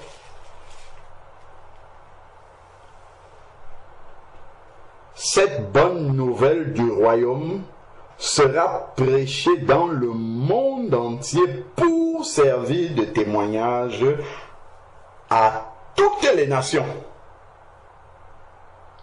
À toutes les nations. Voilà le but. Après ça, alors viendra la fin. Donc, si nous attendons Jésus-Christ, comme nous disons Jésus revient bientôt, nous avons un travail à faire. Nous ne devons pas l'attendre en disant, bon, je me sanctifie simplement dans mon coin et puis j'attends que Jésus revienne. Oui, je dois me sanctifier, mais en travaillant pour l'avancement du royaume, comme il est dit ici. En travaillant pour que, effectivement, l'évangile soit annoncé dans toutes les nations, en commençant par là où je suis. Avant d'aller aux extrémités de la terre, il faut commencer dans ta Jérusalem, là où tu es, pour déjà que l'évangile au travers de toi puisse être annoncé là où tu es. Donc, vraiment, rendons grâce à Dieu de nous avoir disséminés dans autant de nations que nous sommes déjà nous ici, et il y en a encore d'autres ailleurs, et bénissons le nom du Seigneur et n'oublions pas ce pourquoi Dieu nous a mis dans ces endroits différents-là. N'oublions pas la feuille de route. Il ne faudrait pas que l'ambassadeur, quand il arrive dans le pays étranger, qu'il ne sache plus ce que le président de la République l'a envoyé faire là-bas. Soyons bien conscients de ce que nous avons à faire et attelons-nous à faire ce travail-là. Si, je ne sais pas moi, le président de la République t'envoie pour être ambassadeur de la France, je ne sais pas, dans un pays au Sénégal, tu arrives là-bas, au lieu d'être à l'ambassade pour faire le travail et aller représenter le pays, toi, comme tu es arrivé là-bas, tu as vu qu'il y a la plage au Sénégal, tu passes tout ton temps sur la plage, au lieu d'être en train de faire ce pourquoi le président t'a envoyé. Qu'est-ce qu'il va faire? À un moment donné, il va te rappeler, il va te reprendre ton portefeuille et puis il va te rappeler. Donc, vraiment, ne restons pas à la plage là où le Seigneur nous a envoyés ou bien dans la distraction, mais soyons au poste d'ambassadeur et faisons le travail d'ambassadeur pour lequel le Seigneur nous a mis partout où nous sommes. Que le nom du Seigneur soit béni. Amen. Amen. Amen. Amen. Amen. Gloire à Dieu. Amen. Amen. Amen. Shalom à tous. J'aimerais un peu aborder un aspect que le frère a abordé vite fait. Moi, je ne vais pas prendre beaucoup de temps comme le frère a pris beaucoup de temps, mais je rends grâce à Dieu pour la manière dont le Seigneur a commencé la veille de ce soir. Je rends grâce à Dieu. Nous aurons le temps de présenter les nouvelles personnes après, mais je vois que le Seigneur nous conduit dans une direction que nous devons suivre, parce que le Seigneur, comme le frère l'a dit, d'habitude vous savez qu'on ne commence jamais nous veiller par une exhortation aussi profonde, remplie d'enseignements, mais si le Seigneur a permis que cela soit ainsi aujourd'hui, c'est parce qu'il veut nous enseigner quelque chose. Et je crois, lorsque le frère parlait, mais je rends grâce à Dieu, le frère a touché tous les points et que je connais par rapport à l'église, parce que moi j'aime beaucoup parler de l'église. Et d'ailleurs je suis invité, et nous sommes invités au Togo pour une église, pour parler de l'église au fait, de ce que les gens doivent savoir de l'église, comment l'église a démarré. Et cette mission, nous allons le commencer au mois de septembre. Moi je serai au Togo du 4 septembre au 12 octobre pour pouvoir apporter l'éclaircissement sur l'église à cette assemblée qui nous a sollicité. Bon, je reviens sur le message que le frère a dit, parce que je me rappelle que dans la veillée précédente, pas la veillée précédente, parce que la veillée précédente, nous étions à Fès au Maroc, il y avait une sœur qui avait posé la question, demandant pourquoi Jésus a dit à Pierre que tu es Pierre, sur toi je bâtirai mon église. Le frère a touché le point très important de ce passage-là tout à l'heure, dans le livre des Actes chapitre 2. Si nous voyons bien dans Matthieu chapitre 16, c'est là où je vais commencer. Matthieu chapitre 16, le verset 17.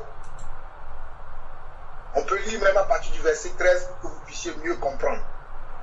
On nous dit Jésus étant arrivé dans le territoire de Césarée, de Philippe, demanda à ses disciples, qui suis-je au dire des hommes? Moi, le Fils de l'homme.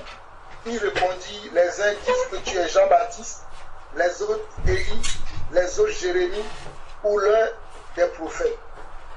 Et vous, leur dit-il, qui dites-vous que je suis? Simon-Pierre répondit, tu es le Christ, le Fils du Dieu vivant. Simon-Pierre répondit, tu es le Christ, le Fils de Dieu vivant. Et voyez ce que Jésus va lui dire à partir du verset 17. Jésus, reprenant la parole, lui dit, tu es heureux, Simon, fils de Jonas, car ce ne sont pas la chair et le sang qui t'ont révélé cela, mais c'est mon Père qui est dans les cieux. Et moi, je te dis que tu es Pierre, et que sur cette pierre, ce roc, dans cette version, je bâtirai mon église, et que les portes du séjour des morts ne prévaudront point contre elle. Je te donnerai les clés du royaume des cieux.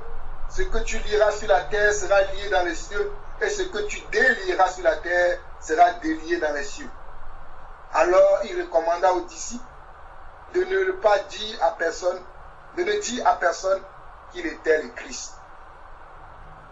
Là, je reviens dans Actes chapitre 2. Cette parole que le Seigneur a dit à Simon-Pierre s'est accomplie littéralement dans Actes chapitre 2, et je vais vous expliquer pourquoi je dis que ça s'est accompli littéralement. Lorsque Jésus avait posé la question aux disciples de qui il était, malgré que les disciples marchaient avec Jésus-Christ, ils ne savaient pas ce qu'il était.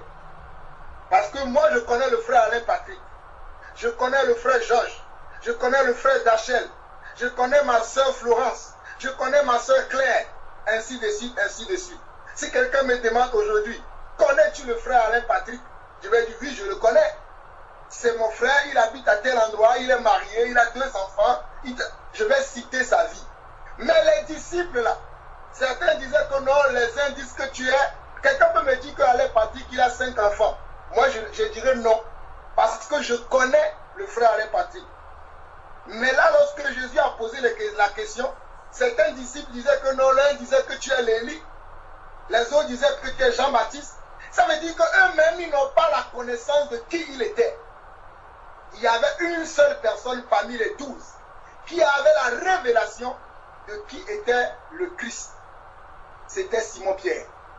Et c'est pour ça que Jésus-Christ a dit, tu es Simon-Pierre et sur toi, Pierre, je bâtirai mon église. Ce n'est pas ce qu'on a entendu de l'église catholique, comme l'église catholique le dit que l'église qui est à Rome est bâtie sur le squelette de Simon-Pierre. Ce n'est pas ce que Jésus veut dire. Ça veut dire que Jésus veut dire que toi, Simon-Pierre, c'est toi qui vas démarrer mon église.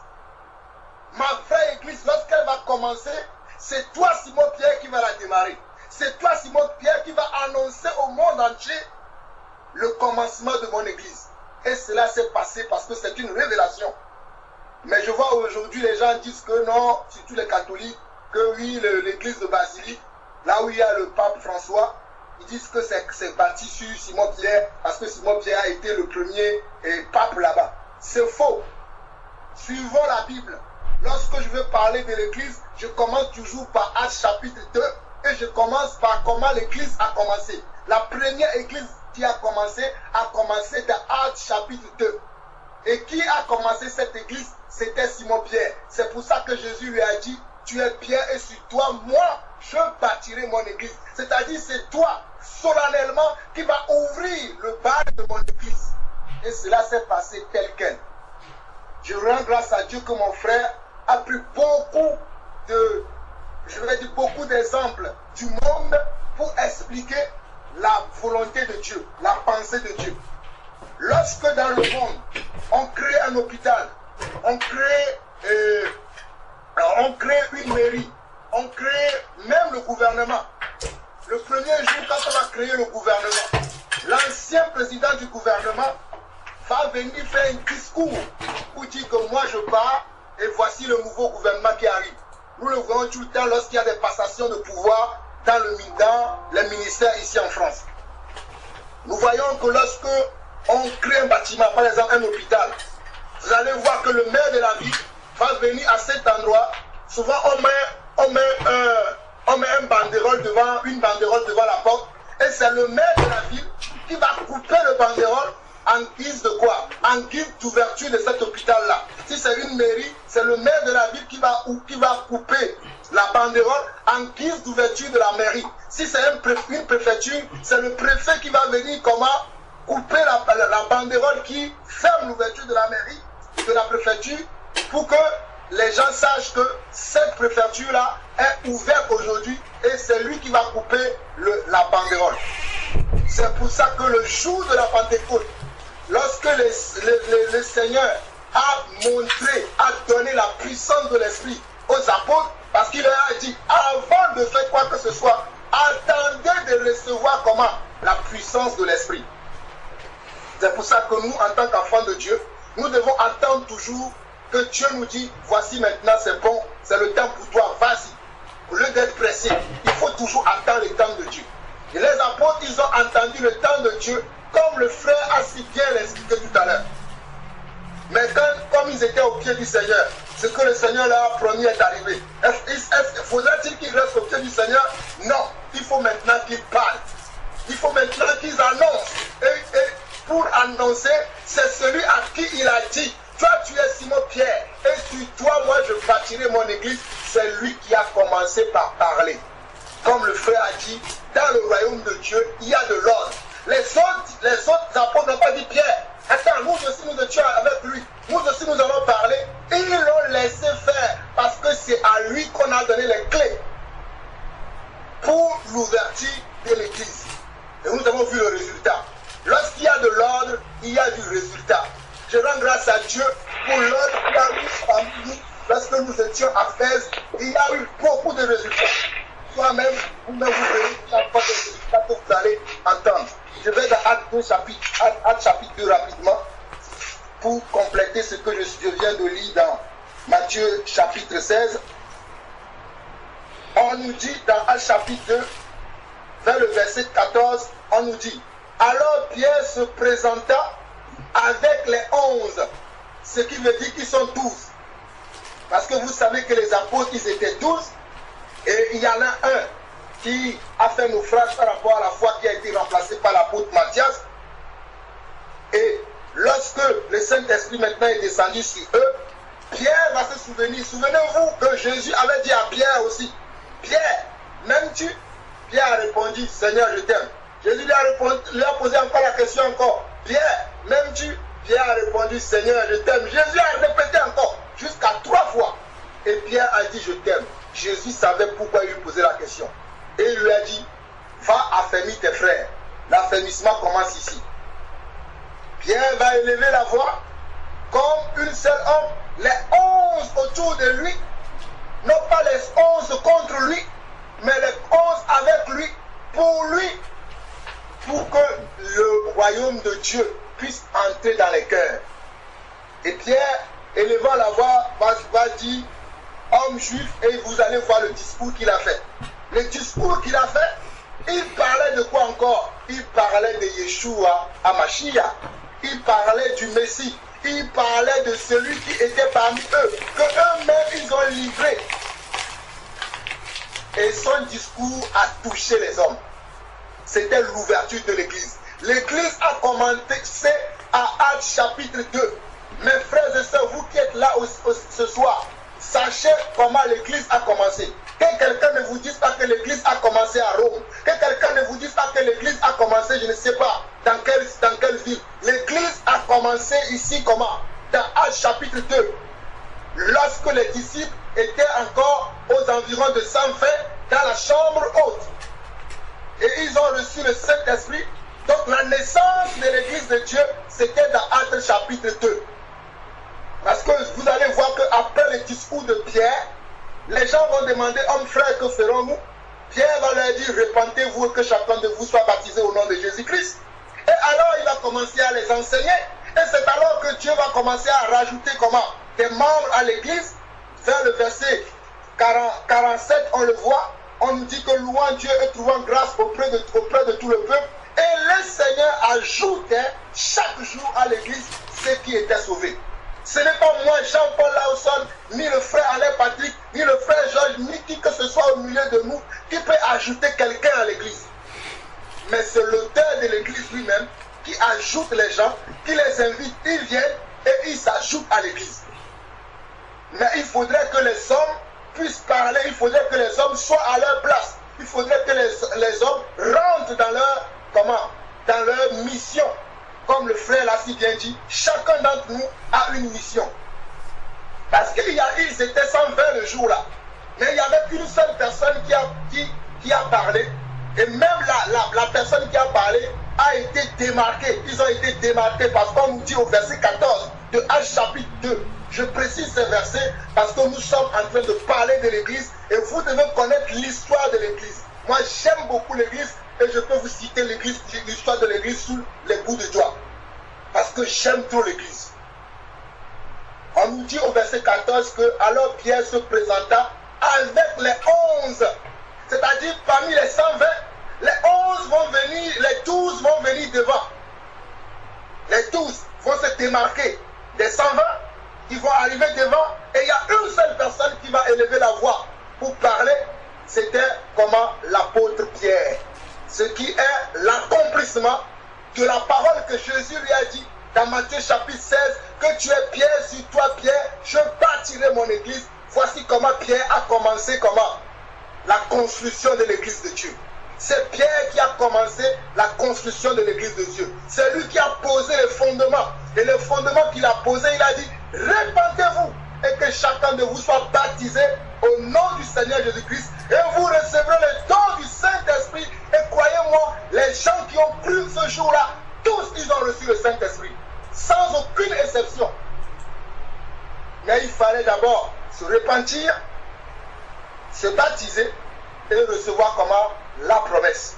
Donc nous voyons que ce que Jésus avait dit à Pierre, ça s'est bien accompli. Comme je viens de vous le dire, que dans le monde, on voit que lorsqu'on veut inaugurer les partis publics ou bien, on va dire, les communautés qu'on crée ou bien les endroits publics, il y a toujours le maire, l'ambassadeur, je ne sais pas, les personnes qui ont en dignité pour venir couper le rideau, le ruban d'ouverture pour dire maintenant que cet endroit est ouvert à recevoir du public, à recevoir des gens. Donc c'est ce que Pierre a fait. C'était ce petit détail-là que je voulais ajouter pour répondre également à la question de la sœur qui avait posé la question la dernière fois pour demander, lorsque Jésus a dit à Pierre, tu es Pierre, si toi je bâtirai mon église, qu'est-ce que cela veut dire réellement? Ce que cela veut dire, c'est ce que je viens d'expliquer. Maintenant, Pierre a donné un autre verset au très rapidement.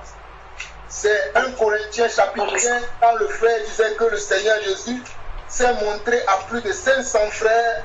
C'est l'apôtre Paul aussi qui a parlé de ça. Et nous pouvons le voir dans 1 Corinthiens chapitre 15. Supportez-moi encore 5 minutes et je vais m'arrêter là. Que le Seigneur vous bénisse pour votre écoute attentive. Soyez bénis. Là. 1 Corinthiens chapitre 15, l'apôtre Paul dit ceci. Je vous rappelle, frères, l'évangile que je vous ai annoncé, que vous avez reçu, dans lequel vous avez persévéré, et par lequel vous êtes sauvés, si vous le retenez dans les termes où je vous l'ai annoncé, autrement, vous aurez cru en vain. Mes frères et sœurs, depuis 2 semaines, depuis 3 semaines, le Seigneur nous parle de son retour. Le Seigneur nous parle de quoi? Le Seigneur nous parle de nous sanctifier encore plus. Le Seigneur nous parle de surveiller nos pas, de surveiller nos vies, de faire une transformation dans notre manière de le glorifier, dans notre manière de le servir. Voilà quelqu'un qui a connu Dieu, qui sert Dieu, mais qui donne un avertissement aux gens afin que les gens ne se trompent pas. Beaucoup d'entre nous, nous pouvons nous tromper, mais Dieu nous dit que nous devons persévérer dans un évangile qui est juste, qui est de la part de Dieu. Ce n'est pas dans tous les évangiles. Il y a un seul évangile dans lequel nous devons persévérer. Et cet évangile-là, c'est l'évangile de la foi. C'est l'évangile de la sanctification. C'est l'évangile de la crainte de Dieu. C'est l'évangile de « je me rends disponible pour Dieu ». Je continue le verset 2, le verset 3 plutôt. Il dit, je vous ai enseigné avant tout, comme je l'avais aussi reçu, que Christ est mort pour nos péchés selon les Écritures. Il a été enseveli et il est ressuscité le troisième jour selon les Écritures. Mes frères, j'aime les Écritures. J'aime pas mes sentiments, mes émotions. Moi, j'aime les Écritures. C'est pour ça que pourtant, certaines personnes me trouvent très dur.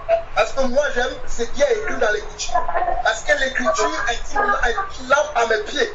Lorsque je veux me tromper, et tu me ramènes dans le droit chemin. C'est pour ça que j'aime parler beaucoup par les Écritures. Je pense que les Écritures. Mais moi, j'aime les Écritures. Parce que Paul dit, je vous ai enseigné avant tout, le verset 3 de 1 Corinthiens, chapitre 15. Je vous ai enseigné avant tout, je l'avais aussi reçu, que Christ est mort pour nos péchés selon les Écritures. Il a été enseveli et il est ressuscité le troisième jour selon les Écritures. Il est apparu à Céphas, Céphas c'est Pierre, puis aux 12.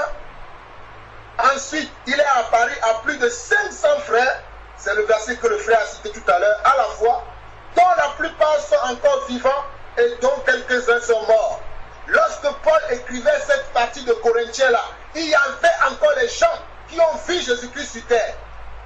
Il y avait encore les gens qui ont touché Jésus-Christ, qui ont mangé avec lui, ils étaient encore sur terre. C'est pour ça que Paul pouvait se permettre de parler de cela. Parce qu'à cette époque que Paul a écrit cette lettre-là, il y avait un vent de fausseté qui s'était levé dans l'église. Les gens qui venaient annoncer n'importe quoi. Et à cette époque-là, les gens disaient que la résurrection n'existait plus. Qu'il n'y aura plus la résurrection. Alors que nous, vous et moi, nous croyons aujourd'hui qu'il y aura la résurrection. D'ailleurs, le dernier message que Dieu nous donne, c'est que son retour va être imminent et que nous devons nous préparer. Soit nous nous préparons pour le retour de Jésus, soit nous nous préparons pour notre mort. Parce que si nous mourons aujourd'hui, la Bible déclare selon Hébreux chapitre 9 qu'il est réservé à l'homme de mourir une seule fois, d'après quoi vient le jugement. Donc moi je ne suis plus à l'époque, mes frères, vous allez me trouver prétentieux. Moi je ne me prépare plus, je suis prêt. Parce que je peux mourir d'un instant à l'autre. Donc je suis prêt pour que ce soit pour la mort ou bien que ce soit pour le retour du Seigneur. Je vais répéter ces choses à chaque fois que le Seigneur me permettra. Je suis prêt. Parce que j'en ai marre de cette terre. Je veux aller auprès de mon maître, auprès de celui que je sers, auprès de celui que je défends, dans les tribulations, dans les épreuves, dans tous les combats que j'ai tous les jours. Mon succès, mon souhait, mon triomphe serait d'être auprès de lui. Je ne sais pas ce que je fais sur cette terre. Mais si il prête à mon Dieu que je dois vivre encore pour servir sa mission, gloire soit rendue à son nom. Mais je préférerais être auprès de lui. Parce que c'est mieux d'être auprès de lui que de souffrir les tribulations que nous avons sur cette terre. Mais que sa volonté soit faite, que ce soit dans ma vie ou dans votre vie. Au verset 4, il dit, il a été enseveli, il est ressuscité le troisième jour selon les Écritures. Et il a apparu à Céphas, puis aux 12. Ensuite, il a apparu à plus de 500 frères à la fois, dont la plupart sont encore vivants et dont quelques-uns sont morts. Ensuite, il a apparu à Jacques, puis à tous les apôtres. Après eux tous, il m'est aussi apparu à moi comme à l'avorton.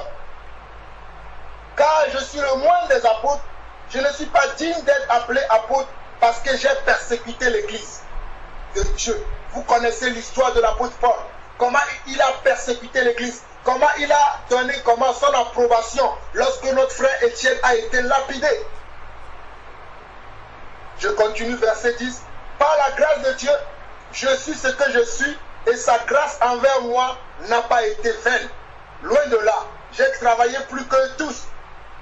Non pas moi toutefois, mais la grâce de Dieu qui est avec moi. L'apôtre Paul parle de comment il a travaillé avec Dieu, de comment il a combattu le bon combat. Il continue. Ainsi donc, que ce soit moi, que ce soit eux, voilà ce que nous prêchons et c'est ce que vous avez cru. Mes frères, suivez-moi très attentivement ce que Paul dit ici. Il dit ainsi donc, que ce soit moi, c'est-à-dire lui Paul, que ce soit eux, c'est-à-dire les autres apôtres, voilà ce que nous prêchons. Et c'est ce que vous avez cru. Or, si l'on prêche que Christ est ressuscité des morts, pourquoi quelques-uns parmi vous vous disent qu'il n'y a point de résurrection des morts? Pourquoi quelques-uns parmi vous vous disent qu'il n'y a point de résurrection des morts?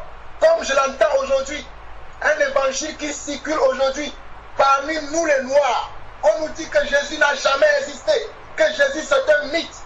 Mes frères et sœurs, Jésus a bel et bien existé. Et ces choses que nous entendons aujourd'hui, même à l'époque des apôtres, ça a existé. Voici la preuve aujourd'hui. On nous dit, Paul dit ici au verset 12, « Or, si l'on prêche que Christ est ressuscité des morts, pourquoi quelqu'un parmi vous disent qu'il n'y a point de résurrection des morts ?» Et il continue. « S'il n'y a point de résurrection des morts, Christ non plus n'est pas ressuscité. Et si Christ n'est pas ressuscité, notre prédication est donc vaine et votre foi aussi est vaine. Il se trouve même que nous sommes de faux témoins à l'égard de Dieu, puisque nous avons témoigné comme Dieu qu'il a ressuscité Christ, tandis qu'il ne l'aurait pas ressuscité si les morts ne ressuscitent point. » Regardez ce que Paul dit. Il y a des gens parmi nous aujourd'hui qui disent que non, depuis le temps on dit que Jésus va revenir. Que quand est-ce qu'il va revenir? Mes frères et sœurs, de la bouche de l'apôtre Pierre, dans 1 Pierre chapitre 3, l'apôtre Pierre dit que c'est à cause de nous que ce jour-là n'est pas encore arrivé. Parce que le Seigneur ne veut qu'aucun d'entre nous rate ce jour-là. Parce que ce sera un jour de canal, ce sera un jour de désastre, ce sera un jour terrible. Et le Seigneur veut que toi et moi, que ma famille, que ta famille, que nos collègues, que nos amis soient sauvés. C'est pour cela que le Seigneur tarde dans l'accomplissement de cette promesse. Mais ce n'est pas que c'est une utopie, ce n'est pas que c'est une histoire, c'est une vérité absolue. Et cela va se passer. Voici les gens qui menaçaient les disciples à l'époque que la résurrection n'était pas vraie. Mais nous, nous croyons à la résurrection. Verset 16. Car si les morts ne ressuscitent point, Christ non plus n'est plus ressuscité. Et si Christ n'est pas ressuscité, votre foi est vaine. Vous êtes encore dans vos péchés. Mes frères, si Jésus-Christ n'est pas ressuscité, si Jésus-Christ ne viendrait pas nous chercher, pourquoi nous sanctifions-nous alors? Comme Paul dit, mangeons, buvons, épousons les femmes épousez des hommes, le nombre que vous voulez. Mais nous nous sanctifions parce que nous savons que le Seigneur qui nous a appelés reviendra pour nous chercher. Comme lui-même il a dit qu'il vient venir chercher une église sans tache ni ride. C'est pour ça que nous travaillons tous les jours pour être comment? Saint. Que notre robe soit sans tache, afin que lorsque la trompette sonnera ce jour-là, que nous soyons prêts à s'envoler avec lui. Donc laissons les gens qui sont là à dire des quiproquos n'importe comment, à dire n'importe quoi, comme l'apôtre Paul dit à Timothée dans 1 Timothée chapitre 1, que ce sont des gens qui parlent des choses qu'ils ne connaissent pas. Nous parlons des choses que nous connaissons. Nous parlons des choses que nous avons expérimentées. Nous expérimentons le salut tous les jours. Nous expérimentons la grâce de Dieu tous les jours. Nous expérimentons la puissance de Dieu tous les jours. Aujourd'hui encore, j'ai expérimenté la puissance de Dieu. Aujourd'hui, j'ai encore expérimenté la puissance de Dieu. Le Seigneur nous permettra, je donnerai ce témoignage-là plus tard. Verset 17, il dit, verset 18, et par conséquent, ainsi ceux qui sont morts en Christ sont perdus. Donc si Christ ne ressuscitait pas, si Christ n'allait pas revenir, si la résurrection n'existait pas, donc même ceux qui sont morts en Christ sont perdus. Est-ce que Paul dit, si vous voulez croire à ceux-là qui sont venus vous dire que la résurrection n'existe pas, donc même les gens qui sont morts en Christ, ils sont perdus. Tandis que nous savons que les gens qui sont morts en Christ, ils sont dans le sein d'Abraham en attendant la promesse. Parce que selon les paroles de l'apôtre Paul dans 1 Thessaloniciens chapitre 4, nous savons que, oh, alléluia, merci mon Dieu, mon roi, mon Seigneur. Oh, alléluia, Seigneur. Nous savons que lorsque la dernière trompette sonnera, les morts en Christ ressusciteront en premier. Amen. Et nous les vivants, oh my God. Oh mes frères, oh Seigneur, merci. Et nous les vivants qui serons restés, nous serons enlevés à la rencontre du Seigneur dans les airs.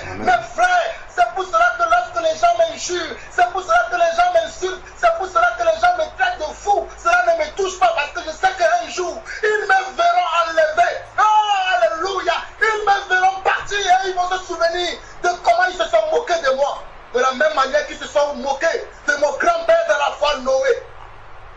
Je veux encourager quelqu'un ce soir à ne pas abandonner sa foi. Je veux dire à quelqu'un ce soir, je ne sais pas par où tu passes. Mais moi j'ai cru à un Dieu. Oh, je sers un Dieu. Je sers un Dieu tout-puissant. Je sers le tout-puissant. Je rends grâce à ce Dieu tout-puissant. Je vais le servir toute ma vie. Même si je dois périr, je périrai au combat. Mais je ne périrai pas comme un lâche. Car dans Apocalypse chapitre 21, on nous dit que les lâches n'hériteront pas le royaume de Dieu. Aujourd'hui, beaucoup d'entre nous sommes lâches. Nous allons dans notre travail. Nous ne voulons pas que les gens sachent que nous sommes chrétiens. Nous ne voulons pas que les gens sachent que nous sommes disciples. Nous nous cachons.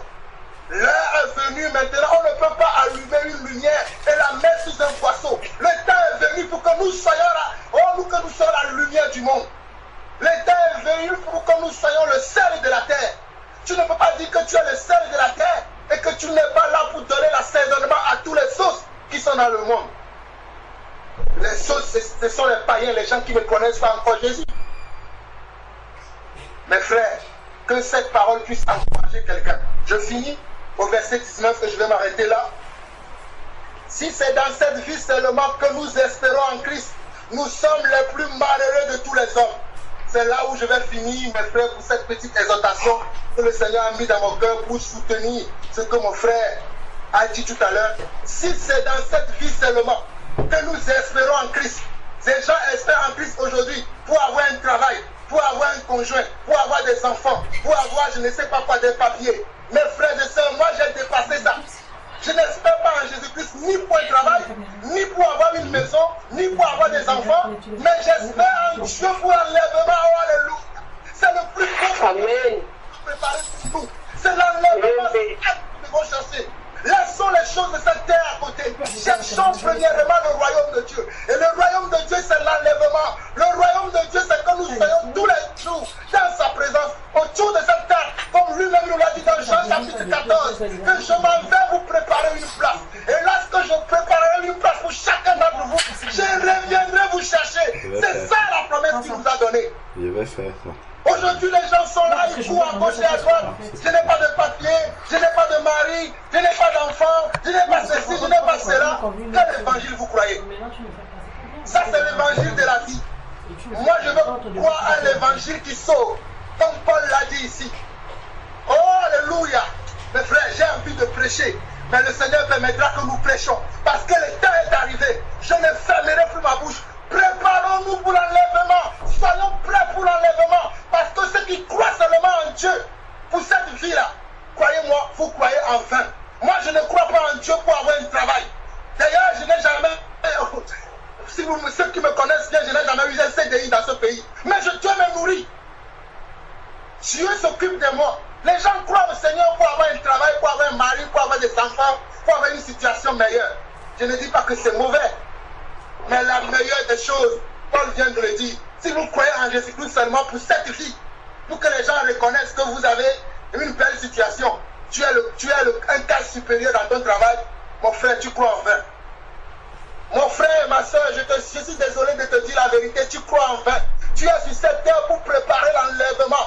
Tu es sur cette terre pour préparer le retour du Seigneur, pour être avec lui pour l'éternité des éternités. C'est pour ça que tu es sur cette terre. Tu n'es pas là pour avoir un mari, pour avoir... Non, ce sont les païens qui cherchent ça. Je n'ai pas vu Paul dire que je prie pour que le Seigneur me donne un travail. Je prie pour que le Seigneur me donne un conjoint. Je n'ai pas vu ce genre de prière dans la Bible. Mais j'ai vu que les apôtres priaient pour que beaucoup d'âmes soient sauvées. C'est ça la prière que nous devons faire. Ça prend 5 minutes, mais c'est fait. Pour que beaucoup d'âmes puissent répondre oui à cet appel-là. Pour que beaucoup d'âmes soient présentes ce jour-là, mes frères. Oh, les âmes ont besoin de nous. Les âmes, les âmes, oh, Chakaraboria. Les âmes ont besoin de nous, mes frères. Que le Seigneur vous bénisse. Amen. Gloire à Jésus. Amen. Gloire à Dieu. Amen. Amen. Amen. Amen.